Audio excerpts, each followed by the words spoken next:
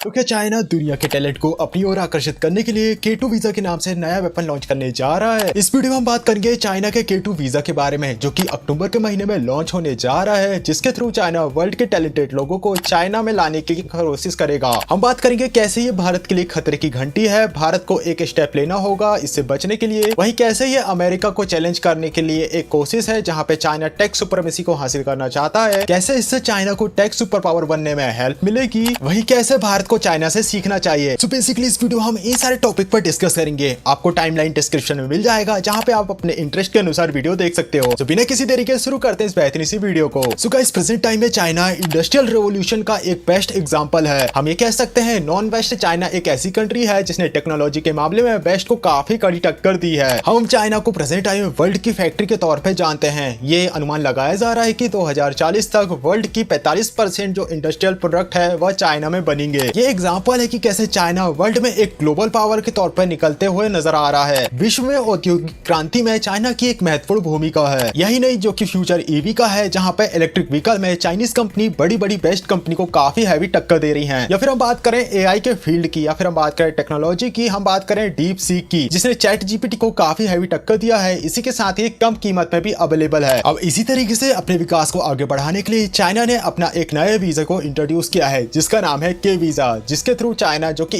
काफी टैलेंटेड लोगों को अपनी ओर आकर्षित करना चाहता है। इस वीजा के थ्रू चाइना अपने कई सारे उद्देश्यों को पूर्ति करना चाहता है, जैसे कि चाइना में दुनिया भर के प्रतिभाशाली लोग आए, वे चाइना में काम करें और चाइना के विकास में अपना योगदान दें। वहीं चाइना अपना इन्फ्लुएंस वर्ल्ड में बढ़ाना चाहता है। इसी के साथ वह अमेरिका की सॉफ्ट पावर को भी टक्कर देना चाहता है। नो एनी डाउट चाइना का ये स्टेप चाइना की टेक सुपीरियरिटी को काफी बूस्ट अप करेगा। नो एनी डाउट ये भारत के लिए काफी बड़ा सबक है, जहाँ पे भारत से टैलेंट लगातार अमेरिका और दूसरी कंट्रीज में जाकर वहाँ की ग्रोथ में अपना योगदान देते हैं। ठीक वैसे ही भारत सरकार को किसी तरीके का स्टेप उठाना होगा कि भारत के नागरिक भारत में ही रहकर भारत को विकसित बनाने में अपना योगदान दें। और इसी के बाद चाइना अगर इस तरीके का वीजा इशू करता है तो भारत से और भी ज्यादा ब्रेन ड्रेन होगा, और ये भारत के लिए काफी ज्यादा नेगेटिव है। हालांकि K2 वीजा को लेकर जिस तरीके से खबरें निकल कर आ रही है, बताया जा रहा है कि कैसे 1 अक्टूबर से जो प्रभावशाली फील्ड है जैसे कि साइंस और टेक्नोलॉजी, वहाँ के पेशेवर जो कि इस फील्ड में वर्क करते हैं, जो विदेशी युवा हैं, वह इस वीजा के लिए चाइना में अप्लाई कर सकते हैं। इसकी पात्रता है कि युवा जो विदेशी हो वो इस टेक्निकल फील्ड जैसे कि साइंस, टेक्नोलॉजी, इंजीनियरिंग और मैथ्स के बैकग्राउंड से बिलोंग करता हो, और उसे दुनिया के किसी इंपॉर्टेंट या फिर प्रतिष्ठित यूनिवर्सिटी से स्नातक की डिग्री हासिल की हो। चाइना का उद्देश्य है कि वो 2035 तक टेक्नोलॉजिकल सुपर पावर के तौर पर उभर कर निकले। ऐसे में चाइना की जो यूनिवर्सिटीज है वह यंग टैलेंट को बोनसेस देंगे और सैलरी प्रोवाइड करेंगे, जिससे कि वह टेक्नोलॉजी में आगे बढ़ते जाएंगे। अगर हम बात करें पात्रता की, तो इसमें यंग युवा को ये वीजा ऑफर किया गया है, जहाँ पे आपका बैकग्राउंड साइंस, टेक्नोलॉजी, इंजीनियरिंग या मैथ्स होना चाहिए, जहाँ पे आपको किसी भी वर्ल्ड की प्रतिष्ठित यूनिवर्सिटी से स्नातक की डिग्री हासिल होनी चाहिए। हमें प्रेजेंट टाइम की टाइमलाइन को समझना होगा। प्रेजेंट टाइम में अमेरिका के पास भी एक वीजा है, गोल्डन वीजा, जहाँ पे काफी सारे टैलेंट जो कि भारत का होके अमेरिका में जाकर वर्क करता है, क्योंकि वह काफी अच्छी लाइफ को जीना चाहते हैं। और कहीं ना कहीं चाइना का ये स्टेप अमेरिका को टक्कर दे रहा है। अमेरिका में प्रेजेंट टाइम में जो डोनाल्ड ट्रंप की सरकार है वह आइसोलेशन की अप्रोच को रख रही है, जहाँ पे वह एंटी इमिग्रेंट पॉलिसी को ला रही है और शैक्षणिक संस्थाओं पे दबाव बना रही है कि वह इसमें उनका सहयोग करें। और कहीं ना कहीं यही चाइना के लिए एक अच्छा